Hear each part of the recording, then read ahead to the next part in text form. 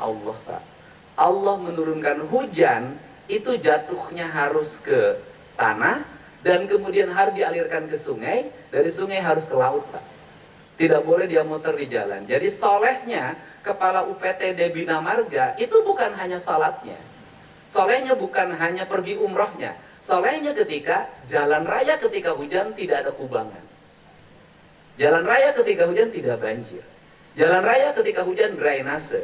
Jalan raya saya ingin suatu saat melihat Kepala UPTD hujan-hujanan ngontrol jaringan drainase jalan, tidak ada sampah, dipastikan tidak ada jalan bolong. Anda umroh tiap waktu, tiap malam tahajud, ada jalan bolong, orang lewat, jatuh dari situ, meninggal karena jalan berlubang itu, kemudian meninggal karena anak yatim yang besok tidak terbiayai, Anda berdosa.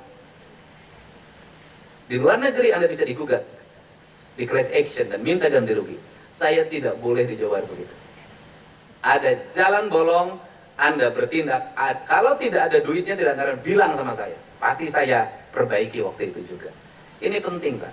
Ini berjihad kita ini. Nah, ini penting. Nah, kemudian